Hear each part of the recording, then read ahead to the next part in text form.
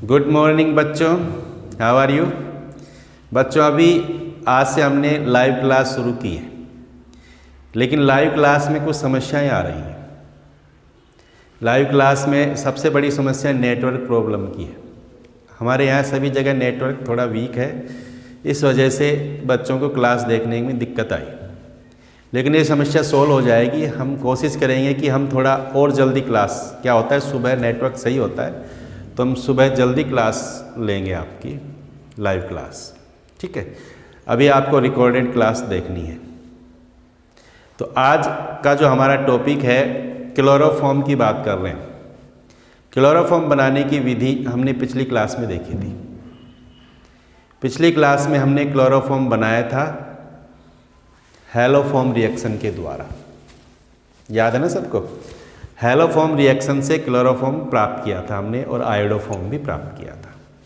जिसने उस वीडियो को नहीं देखा है उसे उस वीडियो को देखना है, ताकि आप क्लोरोफॉर्म बनाने की उस रिएक्शन को समझ पाए।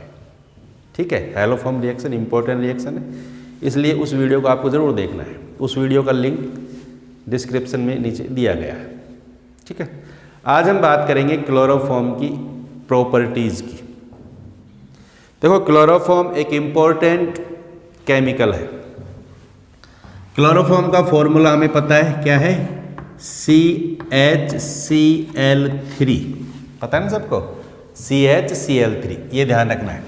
क्लोरोफॉर्म, इसका IUPAC नाम भी सबको पता होना चाहिए। क्लोरोफॉर्म का IUPAC नाम बताइए। CHCl3 क्या नाम होगा इसका? ट्राईक्लोरोमेथेन। क्या नाम होगा? ट्राईक्लोरोमेथेन। क्लोरोफॉर्म को प्रयोगशाला में कैसे बनाते हैं ये भी हमने पढ़ा है। प्रयोगशाला में बनाने के लिए किसका उपयोग करते हैं? या तो हम एथिल अल्कोहल का उपयोग करते हैं या एसीटोन का उपयोग करते हैं। उसका जलीय विलयन काम में लेंगे, किसका? एथिल अल्कोहल का या एसीटोन का। और उसमें क्या मिलाएंगे? विरंजक चूर्ण, तो हमें प्राप्त हो जाएगा क्लोरोफॉर्म। इस विधि के द्वारा हमने प्रयोगशाला में प्राप्त किया, क्या? क्लोरोफॉर्म, जो हम पिछले वीडियो में देख चुके हैं। देखो, क्लोरोफॉर्म अगर आपने देखा है क्लोरोफॉर्म, तो देखो क्लोरोफॉर्म दिखने में पानी के जैसा ही होता है। जैसा पानी होता है ना, रंगहीन होता है और लिक्विड होता है क्लोरोफॉर्म। क्लोरोफॉर्म में मधुर गंध आती है, सूंघने पे हमें अच्छा लगता है। लेकिन क्लोरोफॉर्म जो है वो निश्चेतक होता है, यानी उसको अगर हम सूंघ लें तो हम बेहोश हो जाते हैं। बेहोशी आ जाती है उसको सूंघने से, है ना। तो क्लोरोफॉर्म को नहीं सूंघना चाहिए। अगर क्लोरोफॉर्म सूंघ लेंगे तो क्या हो जाएंगे? बेहोश हो जाएंगे। पहले इसका उपयोग किया जाता था जब हॉस्पिटल के अंदर डॉक्टर्स ऑपरेशन करते थे, तो रोगी को, पेशेंट को बेहोश करने के लिए क्लोरोफॉर्म का यूज किया जाता था। आजकल इसका यूज नहीं किया जाता है या कम किया जाता है। ठीक है, अब क्लोरोफॉर्म की केमिकल प्रॉपर्टीज़ की बात करें, हम इसकी रासायनिक गुणों की बात करें,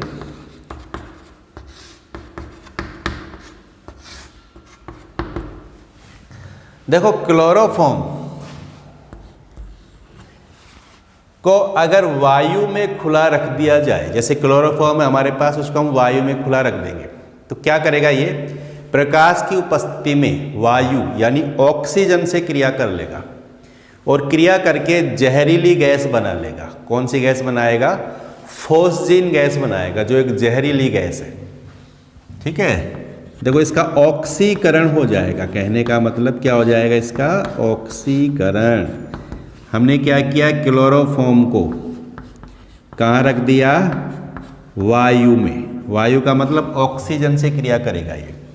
और किसकी प्रेजेंस में होती है ये क्रिया? प्रकाश की उपस्थिति में होती है। प्रकाश में क्लोरोफॉर्म को खुला रख दिया जाए तो वायु से क्रिया कर लेगा।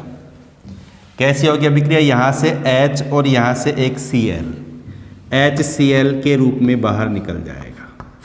ठीक है, एक H एक Cl बन गया HCl। अब यहाँ क्या बच गया? CCl2, और ये ऑक्सीजन क्या बना लेगा?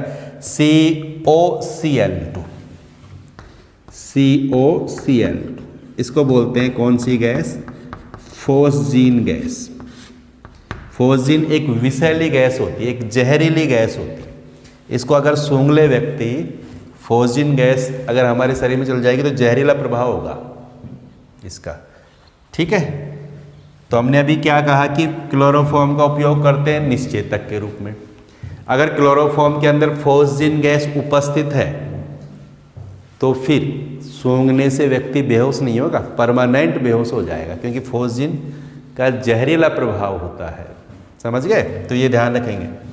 अब ये तो खतरनाक हो जाएगा अगर फोस्जीन है क्लोरोफॉर्म के अंदर और उसका निश्चेतक के रूप में उपयोग कर लिया तो फिर ये तो ज़्यादा खतरनाक हो जाएगा।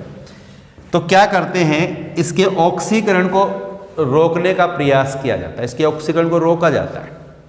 अब कैसे रोक सकते हैं ऑक्सीकरण को?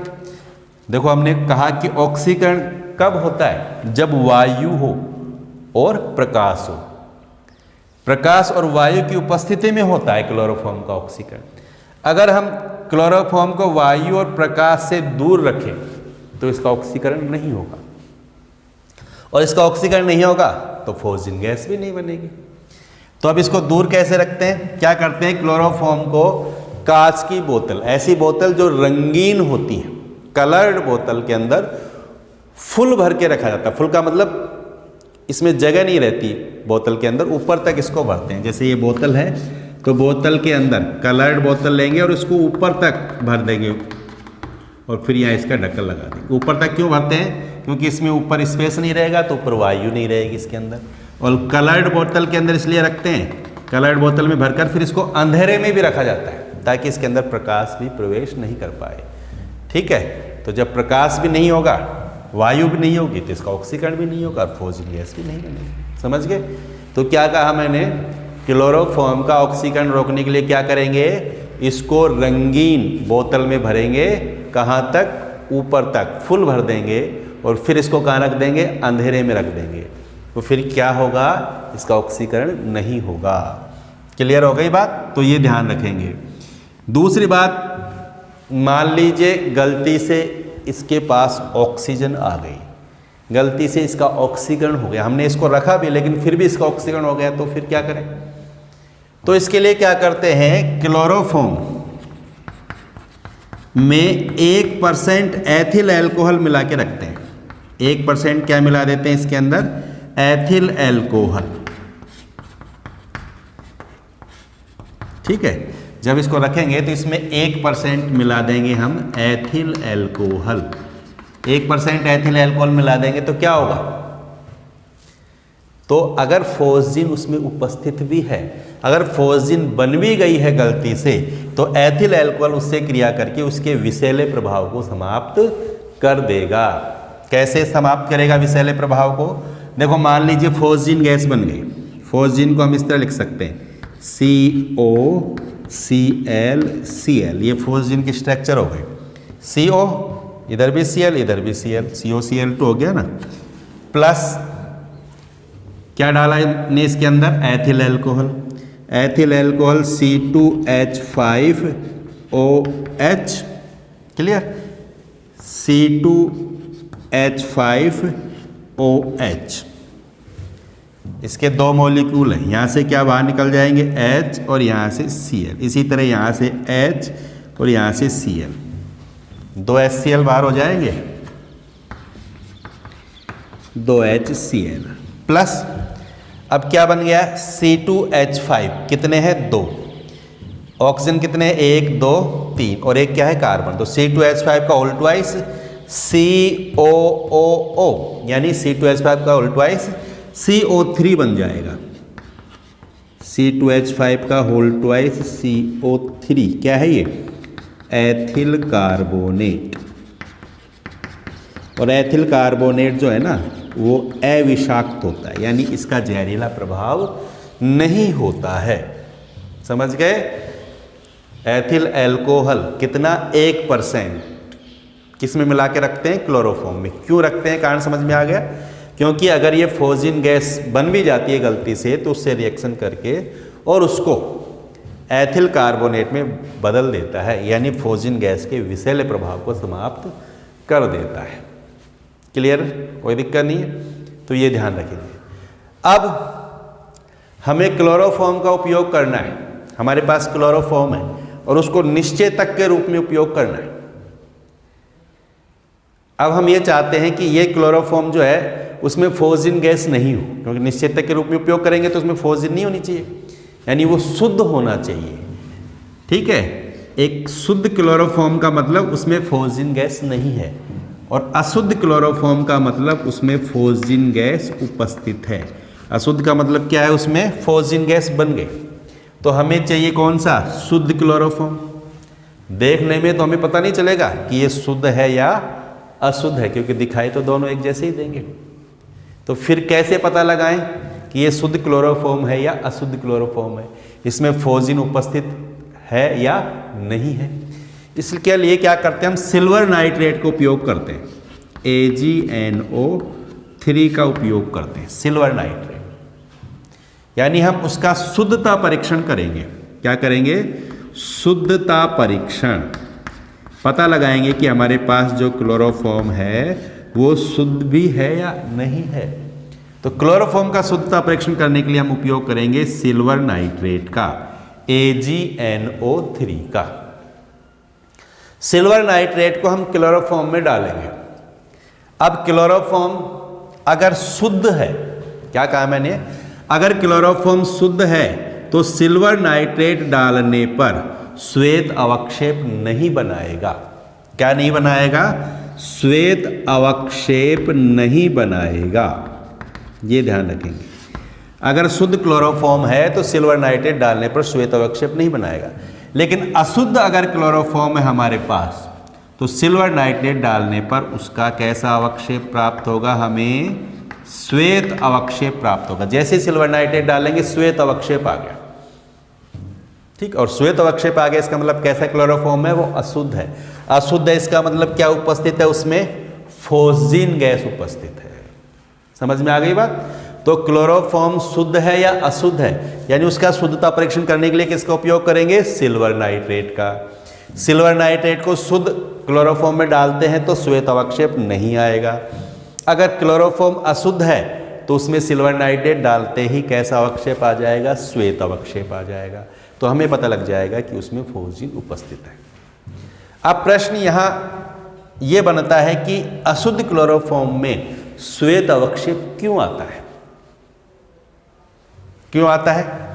देखो आप, देखो यहां पर जब क्लोरोफॉर्म में फोर्जिन गैस बनती है तो उसके साथ HCl भी होता है ना। क्लोरोफॉर्म अशुद्ध है, इसका मतलब उसमें फोर्जिन गैस, और फोर्जिन गैस इसका मतलब उसमें HCl भी है।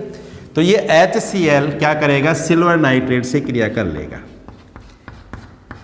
अशुद्ध क्लोरोफॉर्म में जो HCl उपस्थित है वो सिल्वर नाइट्रेट से क्रिया कर लेगा, और सिल्वर नाइट्रेट से क्रिया करके क्या बना लेगा, इसका Cl, इसका Ag, क्या बन जाएगा, AgCl। क्या बना लेगा, AgCl। और AgCl का कैसा अवक्षेप आता है, श्वेत, इसलिए बन जाएगा श्वेत अवक्षेप।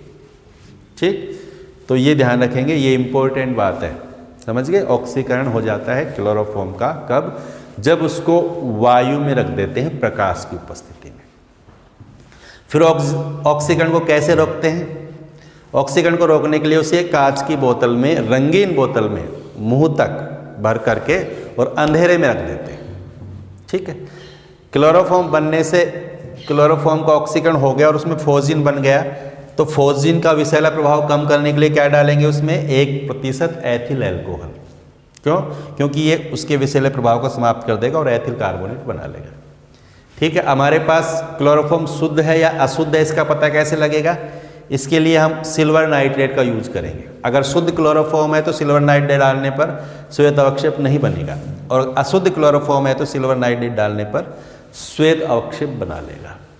ठीक है, नोट करो इसको।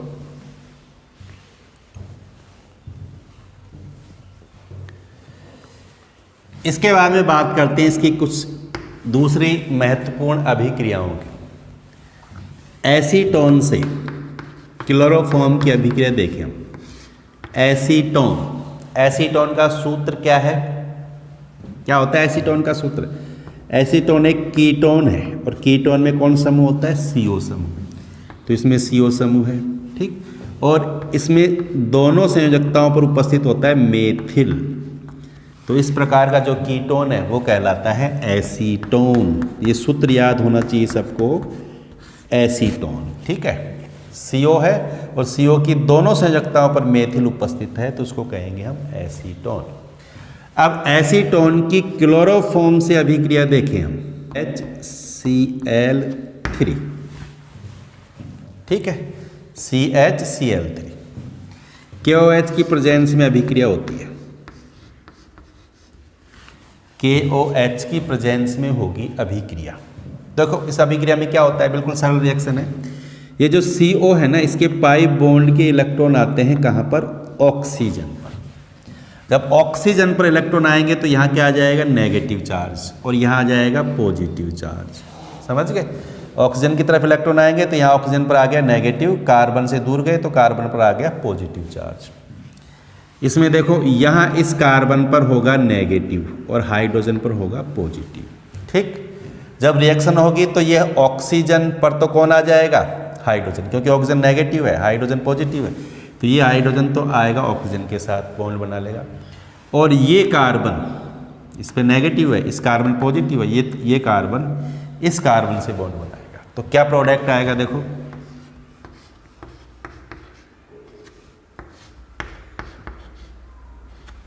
ठीक है। अब ये हाइड्रोजन तो आ गया ऑक्सीजन पर, OH, ये बॉन्ड टूट गया यहाँ पर, ऑक्सीजन पर आ गया हाइड्रोजन, और इस कार्बन से आ गया CCl3, ये कार्बन। इस प्रोडक्ट को बोलते हैं क्लोरेटोन। क्या कहते हैं इसको? क्लोरेटोन। इस तरह हमें प्राप्त हो जाता है क्लोरेटोन। और ये क्लोरेटोन का यूज करते हैं निद्राकारी औषधि में। नींद की जो गोलियां होती हैं ना, उसमें इसका यूज किया जाता है, हिप्नोटिक होता है, ठीक है। तो ये ध्यान रखेंगे। रिएक्शन समझ में आ गए ना सबको? अब देखो आगे नेक्स्ट रिएक्शन देखो, इसको समझ करके नोट करो अपने नोटबुक में। इंपॉर्टेंट रिएक्शन है, एग्जाम में आती है। एग्जाम में सीधे ही पूछ लेते हैं कि एसीटोन की क्लोरोफॉर्म से अभिक्रिया लिखिए या क्लोरोफॉर्म से क्लोरेटोन प्राप्त कीजिए, तो हम प्राप्त कर सकते हैं, ठीक। नेक्स्ट रिएक्शन देखेंगे इसकी नाइट्रिक एसिड से। ये भी इंपॉर्टेंट रिएक्शन है, नाइट्रिक अम्ल से।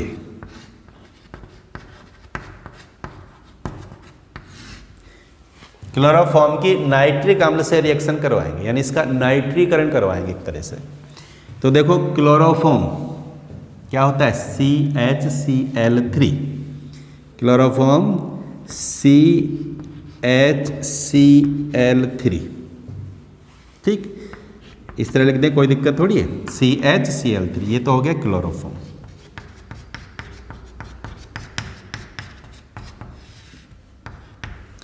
प्लस नाइट्रिक अम्ल, सांद्र नाइट्रिक अम्ल का उपयोग करेंगे। नाइट्रिक अम्ल का फॉर्मूला पता है ना सबको? HNO3, ये होता है सांद्र नाइट्रिक अम्ल। तो नाइट्रिक अम्ल को हम इस तरह लिख देंगे,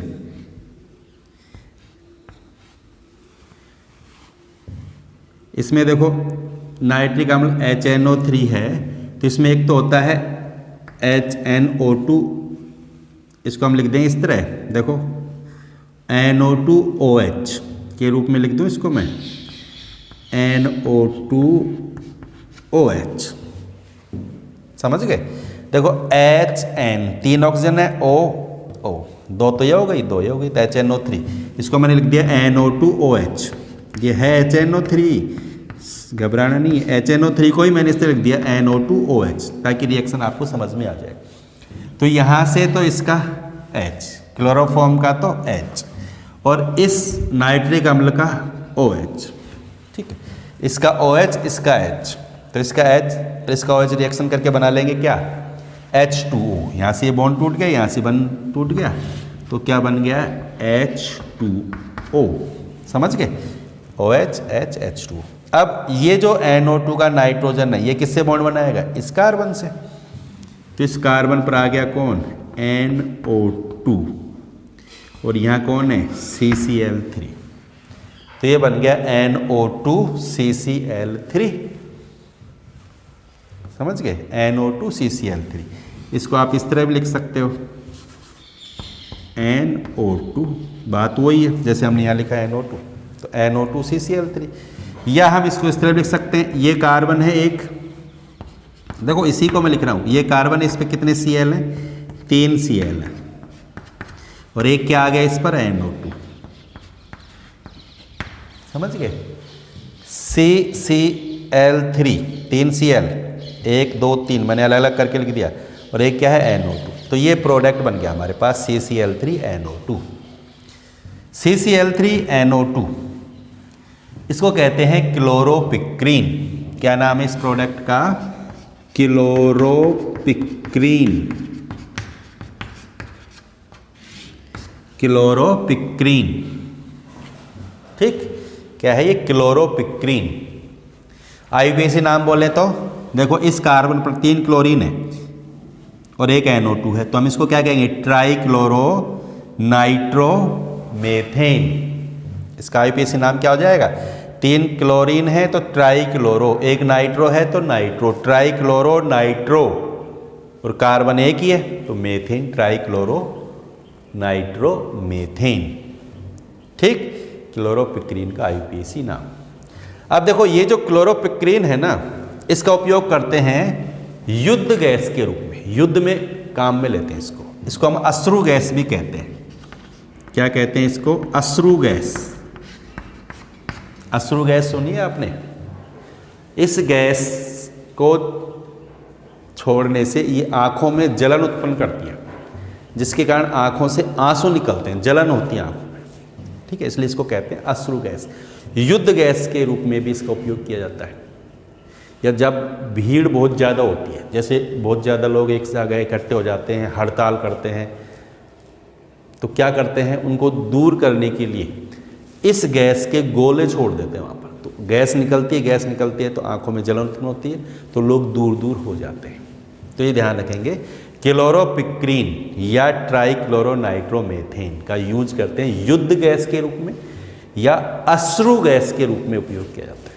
ये भी इंपॉर्टेंट रिएक्शन है एग्जाम की दृष्टि से, एग्जाम में आती है, तो ध्यान से इन दोनों रिएक्शंस को आप नोट करेंगे अपनी नोट में।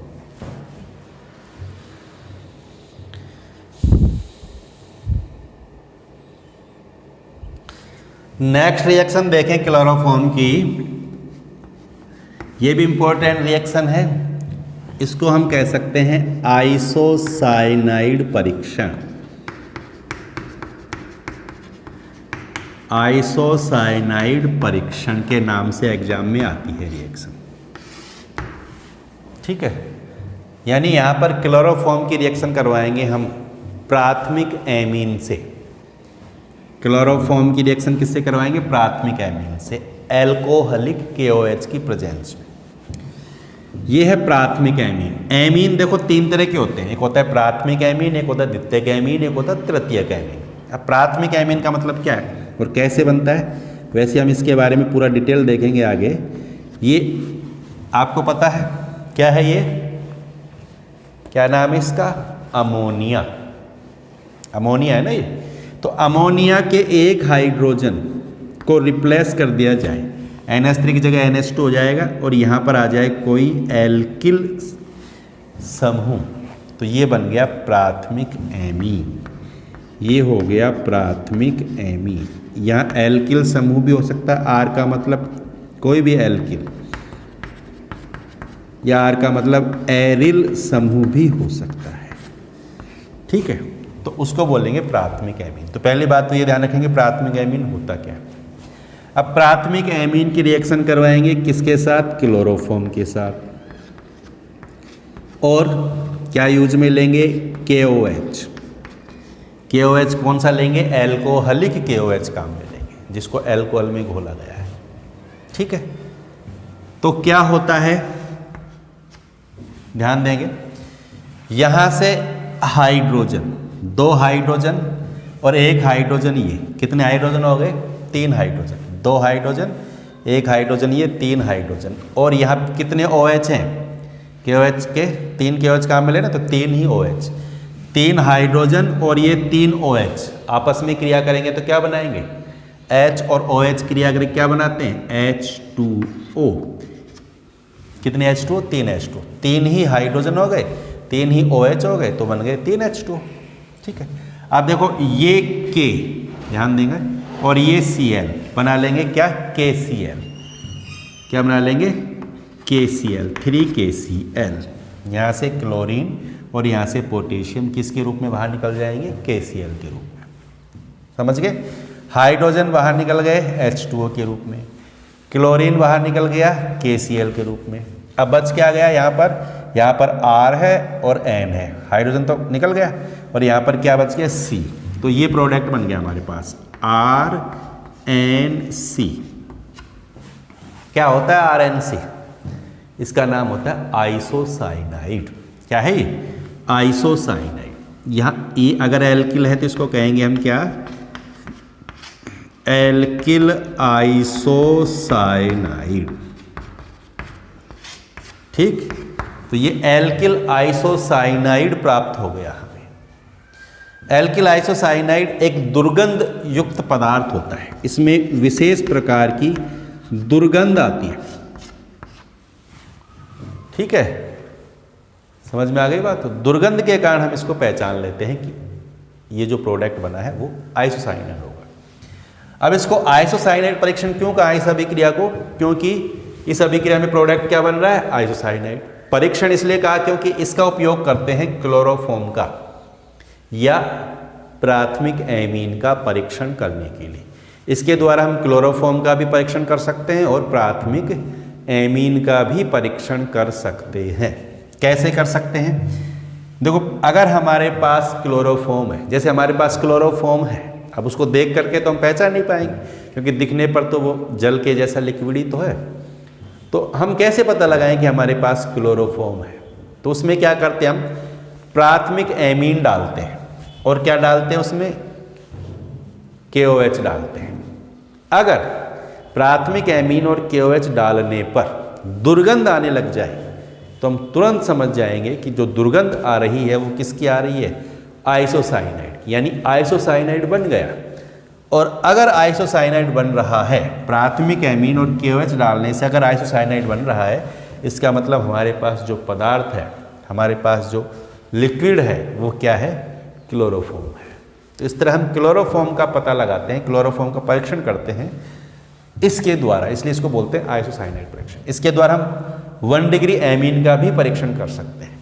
ठीक है, अगर हमारे पास प्राथमिक एमीन है तो उसमें क्लोरोफॉर्म और KOH डालने से तुरंत दुर्गंध वाला पदार्थ प्राप्त होने लग जाएगा, आइसोसाइनाइड बन जाएगा। तो हम समझ जाएंगे कि जो पदार्थ हमारे पास है वो क्या है, प्राथमिक एमीन। तो ये ध्यान रखेंगे, प्राथमिक एमीन हो या क्लोरोफॉर्म हो, उनका परीक्षण करेंगे हम आइसोसाइनाइड परीक्षण। इसको कार्बिल एमीन परीक्षण भी कहा जाता है। इसका दूसरा नाम क्या है, कार्बिल एमीन परीक्षण। क्यों कार्बिल एमीन परीक्षण क्यों कहते हैं इसको, क्योंकि आइसोसाइनाइड का ही दूसरा नाम क्या है, कार्बिल एमीन। आइसोसाइनाइड को कार्बिल एमीन भी कहते हैं, इसलिए इसको कार्बिल एमीन परीक्षण भी कहते हैं। एग्जाम में ये आइसोसाइनाइड परीक्षण के नाम से और कार्बिल एमीन परीक्षण दोनों में से किसी भी नाम से आ जाता है। इंपॉर्टेंट नेम रिएक्शन है, ये ध्यान रखेंगे। ठीक है, क्लियर हो गई बात। अब देखो यहाँ पर R की जगह कोई एल्किल समूह भी हो सकता है, कोई एरिल समूह भी हो सकता है। R की जगह जैसे मान लीजिए CH3 है तो ये आ जाएगा CH3NH2 plus CHCl3 plus 3KOH। तो प्रोडक्ट आ जाएगा हमारे पास, क्या आ जाएगा, CH3NC, यही तो आएगा ना। R की जगह CH3 आ गया, CH3NC plus 3H2O plus 3KCl। तो ये जो प्रोडक्ट बना क्या है, ये मेथिल आइसोसाइनाइड। क्या कहेंगे इसको, मेथिल आइसोसाइनाइड कहेंगे इसको। तो मेथिल आइसोसाइनाइड। अगर R की जगह कोई एरिल समूह, एरिल का मतलब जैसे ये भी हो सकता है, इसको बोलते हैं एरिल, और यहाँ पर आ जाए NH2, इसका क्या नाम है, पढ़ा है हमने पहले भी, बेंजीन पर जब NH2 होता है तो उसको बोलते हैं एनिलीन। क्या बोलते हैं उसको? एनिलीन। और एनिलीन भी क्या है? एक प्राथमिक एमीन। इसकी रिएक्शन करवाते हैं हम किससे? क्लोरोफॉर्म से, KOH में। तो यहाँ पर भी क्या बन जाएगा? उसी प्रकार आइसोसाइनाइड। यहाँ जो आइसोसाइनाइड बनेगा वो ये वाला आइसोसाइनाइड होगा, प्लस 3H2O प्लस 3 KCl। ये प्रोडक्ट बन जाएगा। इसको बोलेंगे हम क्या? Phenyl isocyanide. क्या नाम देंगे इसको? Phenyl isocyanide. ये इंपॉर्टेंट रिएक्शन है, ये आगे भी रिपीट होगी। ठीक है, जब हम एमीन टॉपिक पढ़ेंगे तो वहाँ पर भी आएगा आइसोसाइनाइड परीक्षण। ठीक है ना बच्चों? और जब हम आइसोसाइनाइड वाला टॉपिक पढ़ेंगे तो वहाँ उसका फॉर्मेशन भी करेंगे हम इसी मेथड से। तो ये इम्पोर्टेंट रिएक्शन है, ध्यान होनी चाहिए, समझ करके इसको आपको नोटबुक में नोट करना है।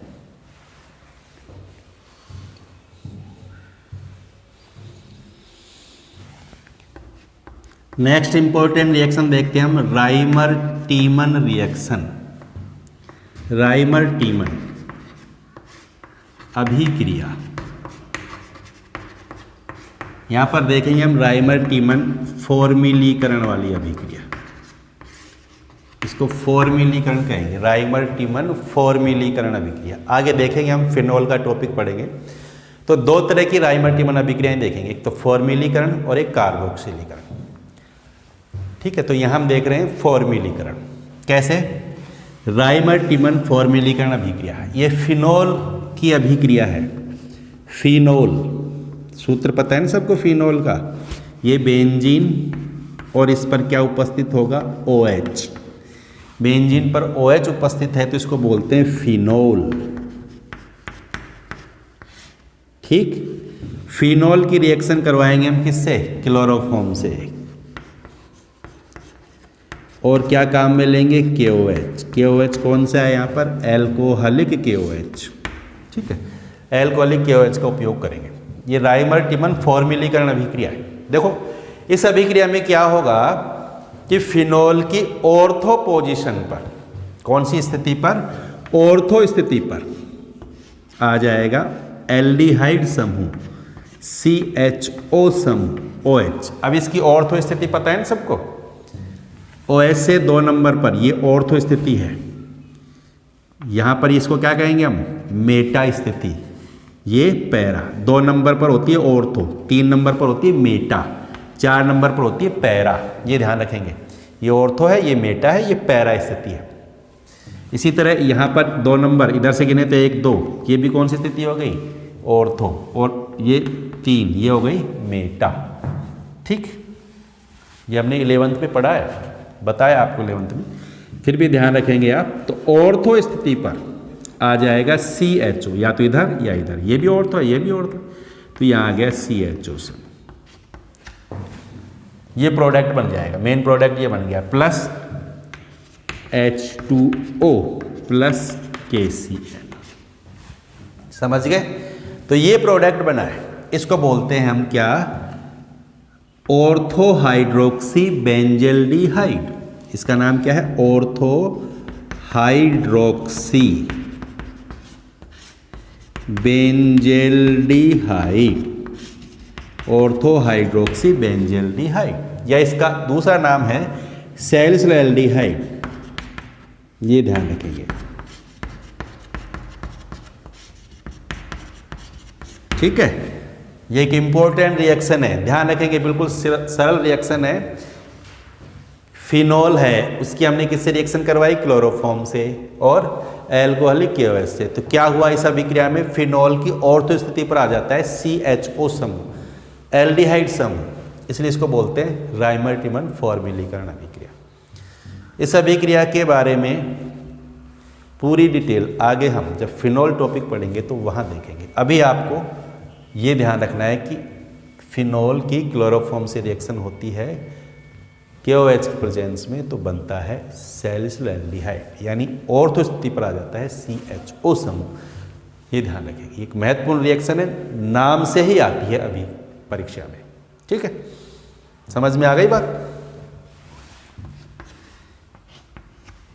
अब नेक्स्ट रिएक्शन देखें क्लोरोफॉर्म की सिल्वर पाउडर से। सिल्वर पाउडर यानी Ag चूर्ण से, Ag चूर्ण सिल्वर पाउडर क्लोरोफॉर्म के साथ रिएक्शन करेगा तो क्या बनाएगा।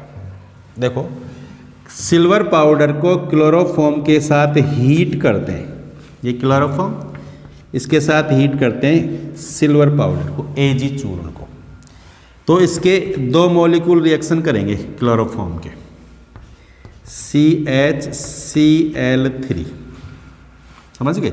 इधर CHCl3, इधर मैंने इस तरह लिख दिया इसको CHCl3, कोई दिक्कत थोड़ी है। इसके 6 मॉलिक्यूल, बॉन्ड यहाँ से टूटेगा, इसमें गरम कर देंगे इसको तो यहाँ से बॉन्ड ब्रेक होगा, इसके 3 Cl, एक बॉन्ड यहाँ से ब्रेक होगा, इसके 3 Cl और Ag, तो क्या बाहर हो जाएगा 6 AgCl।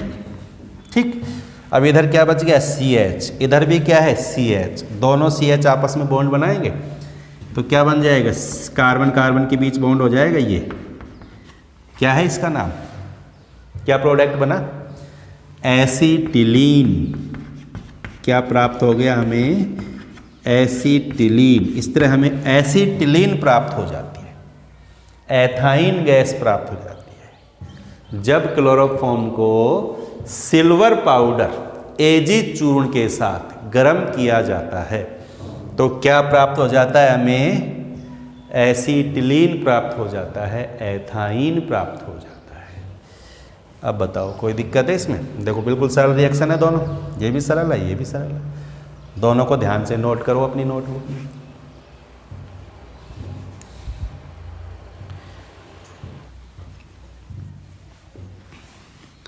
नेक्स्ट रिएक्शन है क्लोरोफॉर्म का जल अपघटन। क्लोरोफॉर्म का जल अपघटन करते हैं।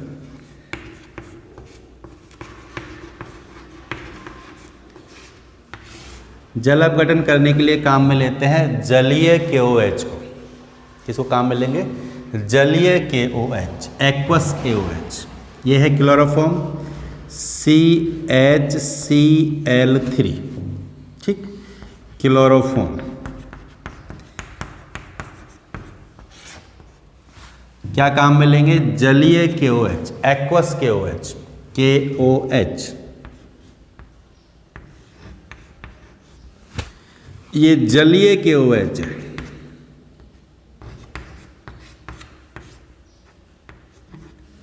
ठीक, अब देखो जलीय KOH क्या काम करेगा, यहां से बॉन्ड ब्रेक होगा, ये Cl हट जाएंगे, यहां से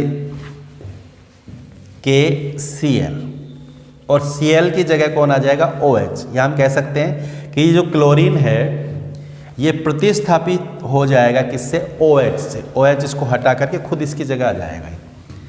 तो ये प्रोडक्ट आ गया CH, यहाँ क्या आ गया OH, OH, OH। हम इसको इस तरह लिख सकते हैं, ये कार्बन पे जुड़ा हुआ, इस H को मैंने इधर लिख दिया, कोई दिक्कत थोड़ी है। CH, अब इस कार्बन पर क्या आ गए, 3 OH, 3 हैलोजन हट गए, 3 क्लोरीन हट गए, 3 OH आ गए। समझ में आ गई, 3 KCl बाहर हो गए। बिल्कुल सरल रिएक्शन। अब देखो हमने आपको पहले भी बताया था क्या, कि एक कार्बन पर कभी भी एक से ज़्यादा OH नहीं रह सकते। इस कार्बन पर कितने OH आ गए एक साथ, 3 OH आ गए। एक से ज़्यादा OH कभी नहीं रहेंगे। अगर आ जाते हैं जैसे यहाँ आ गए तो वो अनस्टेबल प्रोडक्ट है, वो अस्थायी होता है। 3 OH आ गए तो ये अस्थायी है। क्या करेगा, ये अस्थायी प्रोडक्ट बन गया, ये अस्थायी है, ये अपघटित हो जाएगा आगे, यहाँ से जल बाहर निकल जाएगा, एक H इसका और OH ये, H2O बाहर हो जाएगा ना यहाँ से। तो क्या बन जाएगा, CH। अब देखो एक ऑक्सीजन तो ये हुआ इस कार्बन पर और OH है इस कार्बन पर, तो क्या बन गया OH प्लस H2। क्या है ये, HCOOH, ये प्रोडक्ट बन गया। और HCOOH का क्या नाम है, फॉर्मिक अम्ल। क्या कहेंगे इसको हम? फॉर्मिक अम्ल। तो इस तरह हमें प्राप्त हो जाता है फॉर्मिक अम्ल प्राप्त हो जाता है। क्लियर? क्लोरोफॉर्म का जलीय KOH के द्वारा जल अपघटन करते हैं तो क्या प्राप्त हो गया? फॉर्मिक अम्ल। कैसे प्राप्त हुआ, समझ में आ गई बात? ये ध्यान रखेंगे, एक कार्बन पर एक ही OH रह सकता है। एक से ज्यादा अगर OH आ गए तो वो अस्थायी उत्पाद है और उसमें से जल बाहर निकल जाएगा और बन जाएगा प्रोडक्ट। जैसे यहाँ 3 OH हैं तो एक H2O बाहर निकल गया, क्या बन गया? फॉर्मिक अम्ल बन गया। ठीक है, नोट करो इसको।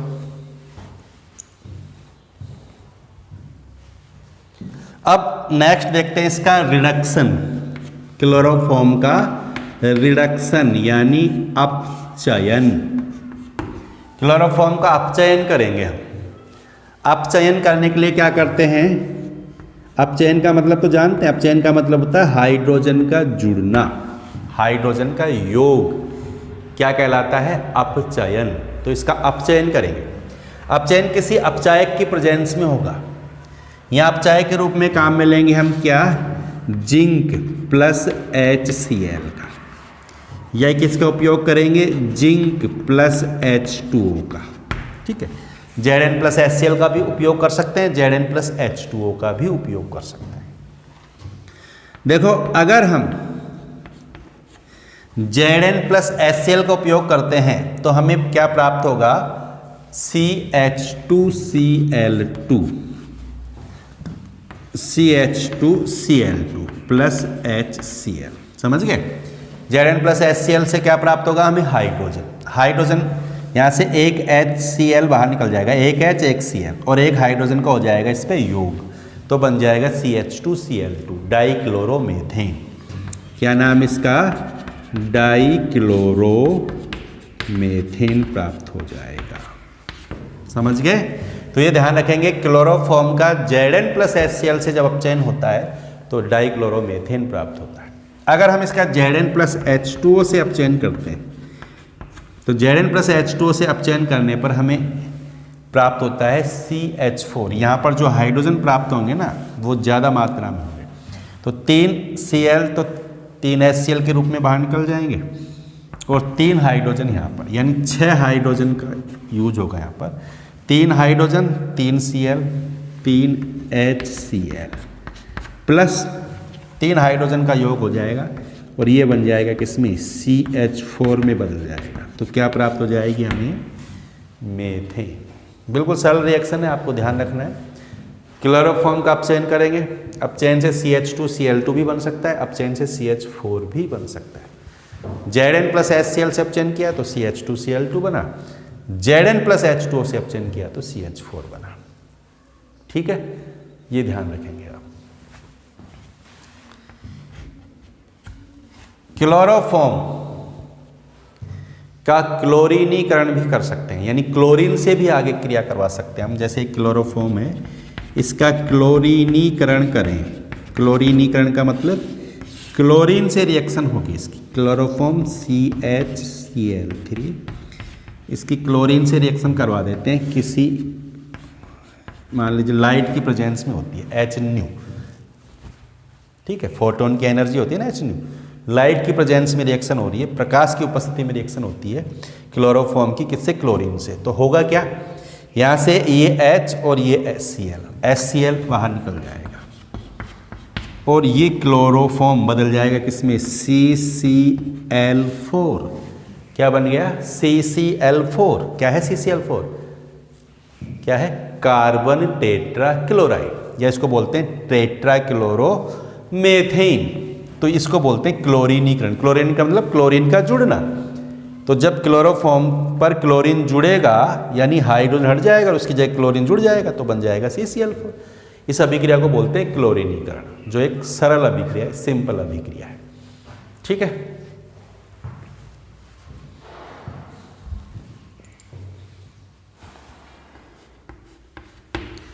इसकी एक अभिक्रिया देखते हैं हम एल्कीन के साथ। अगर एल्कीन से इसकी रिएक्शन करवाते हैं तो एल्कीन पर क्लोरोफॉर्म का योग होता है, यानी एडिशन रिएक्शन होती है, योगात्मक अभिक्रिया होती है। जैसे कोई एल्किन लेते हैं, हम असममित एल्किन लेते हैं, जैसे ब्यूटीन,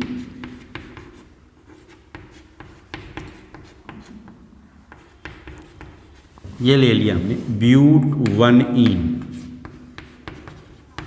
ठीक है। इस एल्कीन की रिएक्शन करवाते हैं क्लोरोफॉर्म से, CHCl3, ठीक। अब हमने असममित एल्कीन की रिएक्शन पढ़ी है किसी ध्रुवीय पदार्थ के साथ, जिसमें इसमें भी कार्बन पर पॉजिटिव होता है, सॉरी हाइड्रोजन पर पॉजिटिव होता है, कार्बन पर नेगेटिव चार्ज होता है, ध्रुवीय है ना ये, H+C-। पेरोक्साइड की प्रेजेंस में रिएक्शन करवा रहे हैं, ध्यान करो, पेरोक्साइड प्रभाव पढ़ा था हमने, एल्कीन से हेलो एल्कीन बनाया था हमने। तो देखो जब पेरोक्साइड की प्रेजेंस में रिएक्शन करवाते हैं हम, तो क्या होता है, मार्कोनिकोव का नियम क्या था कि जब असममित एल्कीन की किसी ध्रुवीय पदार्थ से, या ध्रुवीय पदार्थ है जिसमें पॉजिटिव हो नेगेटिव, तो रिएक्शन करवाएंगे तो क्या होता है, जो पॉजिटिव होता है वो तो वहाँ आता है जहाँ हाइड्रोजन ज़्यादा है, और जो नेगेटिव होता है वो वहाँ आता है जहाँ हाइड्रोजन कम है, ठीक है, समझ गए। लेकिन अब यहाँ पर क्लोरोफॉर्म भी तो एक ध्रुवीय पदार्थ है, और जब पेरोक्साइड के प्रेजेंस में रिएक्शन होती है तो मार्कोनिकोव के नियम के विपरीत अभिक्रिया होती है, पढ़ा है। तो मार्कोनिकोव के नियम के विपरीत होगा तो हाइड्रोजन तो कहाँ पर आएगा, और हैलोजन, यहाँ पर हैलोजन नहीं है, यहाँ कार्बन है, तो कार्बन यहाँ आ जाएगा। तो क्या बन जाएगा प्रोडक्ट, CH3CH2, यहाँ पर हाइड्रोजन का योग हो जाएगा CH2, और यहाँ पर किसका योग हो जाएगा, इस कार्बन का, तो ये आ जाएगा CCl, ये प्रोडक्ट बन जाएगा, समझ गए। तो असममित एल्कीन पर क्लोरोफॉर्म की अगर पेरोक्साइड की उपस्थिति में अभिक्रिया होती है तो मार्कोनिकोव के नियम के विपरीत योग होता है, यहाँ पर हो रहा है मार्कोनिकोव के नियम के विपरीत। मार्कोनिकोव का नियम पढ़ा है हमने, याद होना चाहिए। देखो वहाँ हमने मार्कोनिकोव का नियम देखा था कि जब किसी असममित एल्कीन की HX से क्रिया करवाई थी वहाँ पर हमने, इसलिए HX, यहाँ CHCl3 है, HX भी ध्रुवीय था, ये भी ध्रुवीय, ध्रुवीय का मतलब जिसमें पॉजिटिव नेगेटिव दोनों, तो वहाँ पर हाइड्रोजन, यहाँ पर भी हाइड्रोजन, HX में भी हाइड्रोजन, यहाँ कार्बन पर माइनस है, तो हाइड्रोजन वहाँ आएगा जहाँ हाइड्रोजन ज़्यादा है मार्कोनिकोव के अनुसार, और जिस पर नेगेटिव है वो वहाँ आएगा जहाँ हाइड्रोजन कम है। लेकिन जब पेरोक्साइड के प्रेजेंस में रिएक्शन होगी तो अपोजिट हो जाएगा, उल्टा हो जाएगा, हाइड्रोजन वहाँ आएगा जहाँ हाइड्रोजन कम है, और ये वहाँ आएगा जहाँ हाइड्रोजन ज़्यादा है, तो नियम के विपरीत योग हो जाएगा पेरोक्साइड के प्रेजेंस। तो यहाँ क्लोरोफॉर्म में भी ये बात आपको याद रखनी है, ठीक है। तो ये सभी अभिक्रियाएं देखी हमने किसकी, क्लोरोफॉर्म की, इंपॉर्टेंट है एग्जाम की दृष्टि से। देखो सबसे पहले हमने देखा इसका ऑक्सीकरण, क्लोरोफॉर्म को वायु में रख दें प्रकाश की उपस्थिति में तो इसका ऑक्सीकरण होने से फोस्जीन गैस बन जाती है, ठीक है, जो जहरीली गैस है। इसको रोकने के लिए हम क्या करते हैं, क्लोरोफॉर्म को रंगीन बोतलों में मुंह तक भर करके अंधेरे में रखते हैं। इसके अलावा इसमें एथिल अल्कोहल डाला जाता है 1%, जो फोस्जीन से क्रिया करके उसको एथिल कार्बोनेट में बदल देता है, ठीक है, ये ध्यान रखेंगे। क्लोरोफॉर्म का शुद्धता परीक्षण ध्यान रखेंगे, शुद्ध क्लोरोफॉर्म में सिल्वर नाइट्रेट डालते हैं तो कोई अवक्षेप नहीं आता है, लेकिन अशुद्ध क्लोरोफॉर्म में सिल्वर नाइट्रेट डालते हैं तो श्वेत अवक्षेप प्राप्त होता है, ये ध्यान होना चाहिए आपको। इसके बाद में हमने इसकी जो इम्पोर्टेंट रिएक्शन देखी थी, एक देखा था हमने आइसोसाइनाइड परीक्षण, एक देखी थी हमने राइमर-टिमन अभिक्रिया, एक देखी थी हमने इसकी नाइट्रिक अम्ल से नाइट्रीकरण अभिक्रिया जिससे हमें क्लोरोक्रीन प्राप्त होता है, एक देखा था हमने इसकी एसीटोन से अभिक्रिया जिससे हमें क्लोरेटोन प्राप्त होता है, ठीक है। तो ये सारी इंपॉर्टेंट रिएक्शंस हैं, एक बार आप इनको ध्यान से पढ़ेंगे, वीडियो को ध्यान से देखेंगे और सभी रिएक्शंस को नोट करेंगे रजिस्टर में, तो ये सारे रिएक्शंस आपको आसानी से समझ में आ जाएंगे, ठीक है। समझ में आ गई बात, ये था क्लोरोफॉर्म। इसके बाद में हम आयोडोफॉर्म की बात करते हैं, तो आयोडोफॉर्म और क्लोरोफॉर्म, देखो आयोडोफॉर्म क्या है, CHI3, क्लोरोफॉर्म CHCl3 है, आयोडोफॉर्म CHI3, इतना ही डिफरेंस है केवल, आयोडोफॉर्म, ठीक है। और क्या है, क्लोरोफॉर्म हमने देखा था कि रंगहीन द्रव होता है, जबकि आयोडोफॉर्म द्रव नहीं है। आयोडोफॉर्म पीले रंग का, हल्के पीले रंग का ठोस पदार्थ होता है। ये ध्यान रखेंगे। कैसा है ये? हल्का पीला ठोस। आयोडोफॉर्म का उपयोग करते हैं एंटीसेप्टिक के रूप में, पूतिरोधी के रूप में। ये ध्यान रखेंगे। पूतिरोधी का काम करता है, एंटीसेप्टिक का काम करता है आयोडोफॉर्म। क्यों? क्योंकि आयोडोफॉर्म में मुक्त आयोडीन पाई जाती है। आयोडोफॉर्म में आयोडीन मुक्त रहती है। मुक्त आयोडीन होने का ये पूतिरोधी काम करता है, क्योंकि आयोडीन पूतिरोधी एंटीसेप्टिक होता है। देखो आयोडोफॉर्म की जो रिएक्शंस हैं वो बहुत ज़्यादा इंपॉर्टेंट नहीं है। कुछ रिएक्शन इसकी ऐसी हैं जो क्लोरोफॉर्म के समान ही होती है। तो क्लोरोफॉर्म की रिएक्शन समझ में आ गई तो आयोडोफॉर्म की भी रिएक्शन समझ में आ जाएंगे। ठीक है।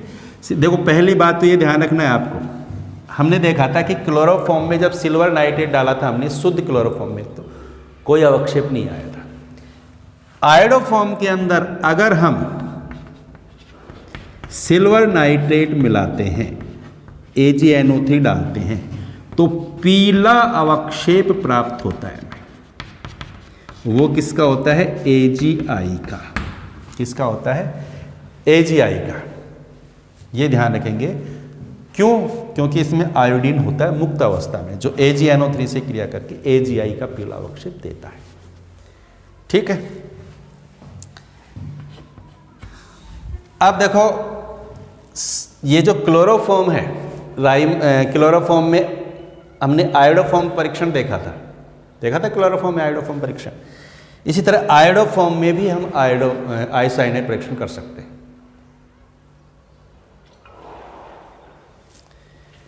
देखो आयोडोफॉर्म आइसोसाइनाइड परीक्षण भी देता है। आइसोसाइनाइड परीक्षण क्लोरोफॉर्म में देखा था हमने, किससे रिएक्शन करवाई थी? 1 डिग्री एमीन से, RnH2 से प्लस 3KOH। क्या प्रोडक्ट बना था? उस रिएक्शन को समझ करके आप ये रिएक्शन भी करेंगे। बस अंतर क्या था? वहाँ CHCl3 था या CHI3 है। तो ये रिएक्शन आइसोसाइनाइड रिएक्शन आयोडोफॉर्म में भी होता है। इसका प्रोडक्ट क्या होगा बनाएंगे आप स्वयं। इसके अलावा CHI3 का जल अपघटन भी हम कर सकते हैं। किससे? क्लोरोफॉर्म का जल अपघटन किससे किया था हमने? जलीय KOH से। तो इसका भी जलीय KOH से जल अपघटन हो जाएगा। जलीय KOH से इसका भी, एक्वस KOH, जलीय KOH से इसका अपघटन होगा तो सेम प्रोडक्ट बनेगा। यहाँ से K और यहाँ से I, KI बाहर हो जाएगा। क्या बन जाएगा? HCOH OH OH। क्लोरोफॉर्म के समान ही रिएक्शन है। CHI और KI बाहर हो जाएगा। ठीक।